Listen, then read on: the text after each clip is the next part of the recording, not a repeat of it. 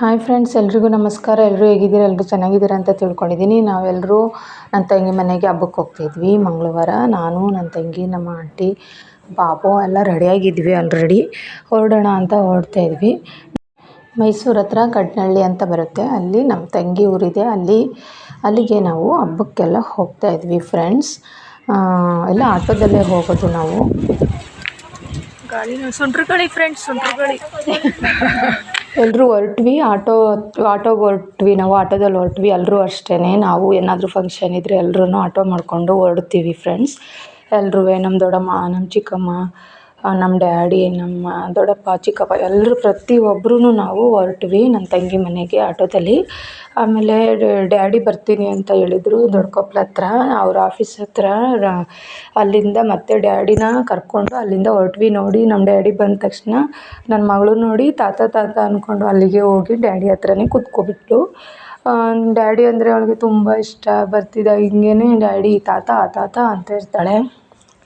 ಅದಾದಮೇಲೆ ಆಟೋದಲ್ಲೇ ಹೊರಟ್ವಿ. ನಾವು ಎಲ್ಲ ಒಟ್ಟಾಗಿ ಇರ್ತೀವಿ. ನಾವು ತುಂಬ ಖುಷಿಯಾಗಿ ಎಂಜಾಯ್ ಮಾಡ್ತೀವಿ. ಏನೇ ಒಂದು ಫಂಕ್ಷನ್ ಇದ್ದರೂ ಒಟ್ಟಿಗೆ ಅಡುಗೆ ಮಾಡಿಕೊಂಡು ಎಲ್ಲ ಒಟ್ಟಿಗೆ ಸೆಲೆಬ್ರೇಟ್ ಮಾಡ್ತೀವಿ. ನನಗೆ ತುಂಬ ಇಷ್ಟ. ಅದಾದಮೇಲೆ ಮನೆ ಹತ್ರ ಬಂದ್ವಿ. ಇದು ಮೈಸೂರು ಬಿಳ್ಕೆರೆ ಹತ್ರ ಕಡ್ನಳ್ಳಿ ಅಂತ ನನ್ನ ತಂಗಿ ಊರು. ಅಲ್ಲಿಗೆ ಬಂದ್ವಿ. ಅವ್ರಿಗೆ ಹಬ್ಬ ಇದು ಗ್ರ್ಯಾಂಡ್, ಇದು ತುಂಬ ಗ್ರ್ಯಾಂಡ್ ಅಂತೆ ಹಬ್ಬ, ಮಾರಿ ಹಬ್ಬ. ಆಮೇಲೆ ಇಲ್ಲಿಗೆ ಬಂದ್ವಿ. ಬರ್ತಿದ್ದಂಗೆ ಎಲ್ಲರೂ ಊಟಕ್ಕೆ ಕೂರಿಸ್ತಾಯಿದ್ರು. ಅಲ್ಲಿ ನಿಂತಿದ್ದಾರಲ್ಲ ನೈಟಿ ಹಾಕ್ಕೊಂಡು, ಅವಳೇ ನನ್ನ ತಂಗಿ. ಹಾಯ್ ಮಾಡ್ತಿದ್ದಾಳಲ್ಲ ಅವಳು ಪವಿ. ಎಲ್ರಿಗೂ ಹಾಯ್ ಮಾಡ್ತೆ. ಫಸ್ಟೇ ಬಂದುಬಿಟ್ಟಿದ್ಲು ಅವಳು ಮೈಸೂರಿಗೆ, ಇಂಟರ್ವ್ಯೂಗೆ ಬಂದಿದ್ಲವಳು. ಹಾಗೆ ಡೈರೆಕ್ಟು ಇಲ್ಲಿಗೆ ಬಂದುಬಿಟ್ಟಿದ್ಲು ನಮಗಿಂತ ಮುಂಚೆನೇ.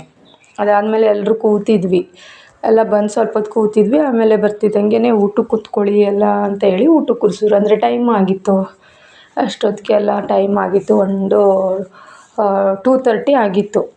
ಅದಕ್ಕೆ ಎಲ್ಲರನ್ನೂ ಊಟಕ್ಕೆ ಕೂರಿಸ್ತಿದ್ರು. ತುಂಬ ಚೆನ್ನಾಗಿ ಮನೆಯೆಲ್ಲ ಕಟ್ಸಿದ್ದಾರೆ. ನಾನು ಬಂದೇ ಇರಲಿಲ್ಲ ಅವ್ರ ಮನೆಗೆ. ಅವಳ ಮದುವೆ ಟೈಮಲ್ಲೂ ಬಂದಿರಲಿಲ್ಲ. ಇದೇ ಫಸ್ಟ್ ಟೈಮ್ ನಾನು ಅವ್ರ ಮನೆಗೆ ಹೋಗಿರೋದು. ಅದಕ್ಕೆ ಉಳ್ಕೊಳ್ಳಿ, ನೀವು ಇದೇ ಫಸ್ಟ್ ಟೈಮ್ ಬಂದಿದ್ದೀರಾ, ಹೋಗಬೇಡಿ ಉಳ್ಕೊಳ್ಳಿ ಅಂತ ತುಂಬ ಇದು ಮಾಡ್ತಾಯಿದ್ರು.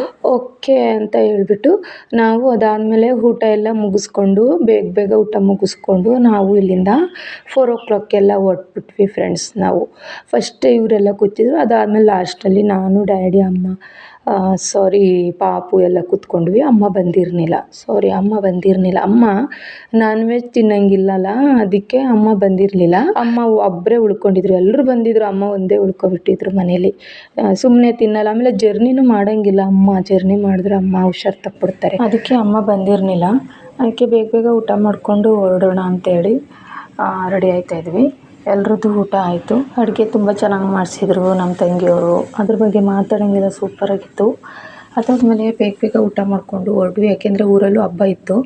ಅದಕ್ಕೆ ಅಲ್ಲೂ ಎಲ್ಲ ಸಾಮಾನು ತೊಗೊಂಡೋಗ್ಬೇಕು, ಮತ್ತು ಕೋಳಿ ತೊಗೊಂಡೋಗ್ಬೇಕು ಅಂತೇಳಿ ಬೇಗ ಹೋಗೋಣ ಅಂತೇಳಿ ಬೇಗ ಊಟ ಮಾಡಿಕೊಂಡು ಹೊರಟ್ವಿ. ಅಲ್ಲೂ ಇವತ್ತೇ ಊರಲ್ಲಿ ಹಬ್ಬ, ದೊಡ್ಡಮ್ಮನವ್ರ ಹಬ್ಬ, ಅಂದರೆ ಸಾಲ್ಬೇಟೆ ಅಂತ. ಅಲ್ಲಿ ಫಸ್ಟೆಲ್ಲ ಹೇಗೆ ಮಾಡ್ತಿದ್ರು ಅಂದರೆ ಕೋಳಿ ತೊಗೊಂಡು ಸೌದೆ, ಆಮೇಲೆ ಪಾತ್ರೆ, ಅಕ್ಕಿ ಎಲ್ಲ ಅಲ್ಲೇ ತೊಗೊಂಡೋಗಿ ಕೂತ್ಕೊಂಡು ದೇವ್ರು ಬರೋ ಗಂಟ ವೆಯ್ಟ್ ಮಾಡಿ ಆಮೇಲೆ ಕೋಳಿ ಕುಯ್ಕೊಂಡು ಅಡುಗೆ ಮಾಡ್ಕೊಂಡು ಬಂದುಬಿಡ್ತಿದ್ರು. ಆಗ 12-1 ಗಂಟೆ ಆಗೋದು. ಇವಾಗ ಹಂಗಲ್ಲ, ಅಲ್ಲಿ ದೇವ್ರು ಬರೋ ಗಂಟ ವೆಯ್ಟ್ ಮಾಡಿ ಆಮೇಲೆ ಈಗ ಕೋಳಿ ಕುಯ್ಕೊಂಡು ಮನೆಗೆ ತಗೊಬರ್ತಾರೆ. ಮನೆಯಲ್ಲಿ ಎಲ್ಲ ರೆಡಿ ಮಾಡ್ಕೊಂಡು ಎಡೆ ಇಟ್ಟು ಅಡುಗೆ ಎಲ್ಲ ಮಾಡ್ಕೊಂಡು ಎಡೆ ಇಡಬೇಕು. ಅದಾದಮೇಲೆ ಆಟೋಯಿಂದ ಊರಿಗೆ ಬಂದ್ವಿ. ಊರಿಗೆ ಬಂದ ತಕ್ಷಣ ಸ್ವಲ್ಪ ಟೀ ಕುಡ್ಕೊಂಡು ಕೆಲಸ ಸ್ಟಾರ್ಟ್ ಮಾಡೋಣ ಅಂತೇಳಿ ಸ್ವಲ್ಪ ಟೀ ಕಾಯಿಸಿದೆ. ಆಮೇಲೆ ಎಲ್ಲರೂ ಟೀ ಕುಡ್ಕೊಂಡು ಕೆಲಸ ಸ್ಟಾರ್ಟ್ ಮಾಡ್ಕೋಬೇಕು. ರೈಸ್ ಮಾಡಬೇಕು, ಇನ್ನು ಸಾಂಬಾರಿಗೆಲ್ಲ ರೆಡಿ ಮಾಡ್ಕೋಬೇಕು ಅಂತೇಳಿ ಸಾಂಬಾರಿಗೆಲ್ಲ ರೆಡಿ ಮಾಡ್ಕೊಳ್ಳೋಣ ಅಂತೇಳಿ ಮಾಡ್ಕೋತಾಯಿದ್ದೆ. ರೈಸ್ ಮಾಡಾದಮೇಲೆ ಸಾಂಬಾರಿಗೆ ಎಲ್ಲ ಮಸಾಲೆ ಎಲ್ಲ ರುಬ್ಬಿಕೊಳ್ಳೋಣ ಅಂತೇಳಿ ರೆಡಿ ಮಾಡ್ಕೋತಾಯಿದ್ದೆ. ಅಂದರೆ ಡ್ಯಾಡಿ ಹೋಗಿ ಬರೋ ತನಕ ನಾವೆಲ್ಲ ಖಾರ ಎಲ್ಲ ರುಬ್ಕೊಬಿಡೋಣ. ಜೋರಾಗಿ ಬೇರೆ ಗಾಳಿ ಬೀಸ್ತಾಯಿತ್ತು, ಮಳೆ ಬಂದುಬಿಟ್ರೆ ಅಂತೇಳಿ ನಾನೆಲ್ಲ ಬೇಗ ಖಾರ ಎಲ್ಲ ರುಬ್ಬಿ ಮಾಡಿಕೊಂಡಿದ್ದೆ.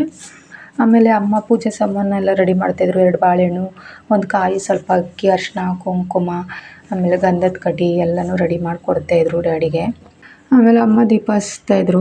ದೀಪ ಹಚ್ಬಿಟ್ಟು ಎಲ್ಲ ರೆಡಿ ಮಾಡಿಕೊಂಡು ಪೂಜೆ ಸಾಮಾನೆಲ್ಲ ಒಂದು ಕವರ್ಗೆ ಹಾಕಿ ರೆಡಿ ಮಾಡಿಕೊಂಡೆ ನಾನು. ಆಮೇಲೆ ಸಂಜೆ ಆಗಿತ್ತು ನೋಡಿ. ಇದು ಕಪ್ಪುದು ಇರುವೆ ಎದ್ದಿತ್ತು, ಅದನ್ನು ವೀಡಿಯೋ ಮಾಡ್ಕೊಂಡೆ. ಇದು ಮಂಗಳವಾರ, ಶುಕ್ರವಾರ ಈ ಥರ ಬಾಗಿಲ ಹತ್ರ ಎದ್ದಿದ್ರೆ ತುಂಬ ಒಳ್ಳೆಯದು. ಅದನ್ನು ಚಿಕ್ಕದಾಗಿ ಒಂದು ವೀಡಿಯೋ ಮಾಡಿಕೊಂಡೆ. ಅದಾದಮೇಲೆ ವಿಡಿಯೋ ಮಾಡ್ಕೊಳ್ಳಿ ಗದ್ದೆಯಲ್ಲಿ ಅಂತ ಹೇಳಿದೆ ನಾನು.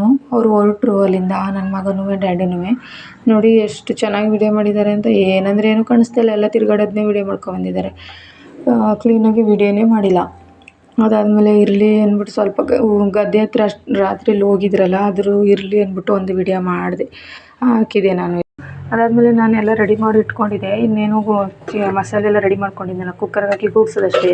ಕುಕ್ಕರ್ಗೆ ಹಾಕಿ ಕೂಗಿಸಿ ಸಾಂಬಾರೆಲ್ಲ ರೆಡಿ ಮಾಡ್ಕೊಂಡಿಲ್ಲ. 11:30 ಆಯಿತು ಅಡುಗೆ ಆಗೋದು. ಅದಾದಮೇಲೆ ಡ್ಯಾಡಿ ಅಲ್ಲೇ ಊಟ ಮಾಡಿರಲ್ಲ, ನನ್ನ ತಂಗಿ ಮನೇಲಿ ಬೇಡ ಅಂತೇಳಿ ಮಲಿಕೊಂಡ್ರು. ನಾನೊಬ್ಬಳೇ ಊಟ ಮಾಡೋದು, ಯಾರೂ ಊಟ ಮಾಡಿಲ್ಲ. ಅಮ್ಮ ಸೊಪ್ಪು ಸಾಂಬಾರು ಮಾಡಿದ್ದೆ, ಅಮ್ಮನಿಗೆ ಸೊಪ್ಪು ಸಾಂಬಾರು ಮಾಡಿದ್ದು, ಅಮ್ಮ ಊಟ ಮಾಡಿಕೊಂಡ್ರು. ನೋಡಿ ಅಡುಗೆ ಎಲ್ಲ ಆಯಿತು. 12 ಗಂಟೆ ಆಗಿತ್ತು ಫ್ರೆಂಡ್ಸ್. ಅಷ್ಟೊತ್ತಿಗೆ ನಾವು ಎಡೆ ಎಲ್ಲ ಇಟ್ಟು ಅಡುಗೆ ಊಟ ಮಾಡಿಕೊಂಡು ಮಲಿಕೊಂಡ್ವಿ. ನೋಡಿದ್ರಲ್ಲ ಫ್ರೆಂಡ್ಸ್, ಈ ವಿಡಿಯೋ ನಿಮಗೆ ಇಷ್ಟ ಆಗಿದ್ರೆ ಪನಗಶಕ್ತಿ ಕುಟುಂಬ ಚಾನಲ್ಗೆ ಲೈಕ್ ಮಾಡಿ, ಹಾಗೆ ಶೇರ್ ಮಾಡಿ ಅಂತ ಹೇಳ್ತಾ ಇಲ್ಲಿಗೆ ವಿಡಿಯೋ ಎಂಡ್ ಮಾಡ್ತಿದ್ದೀನಿ. Thank you.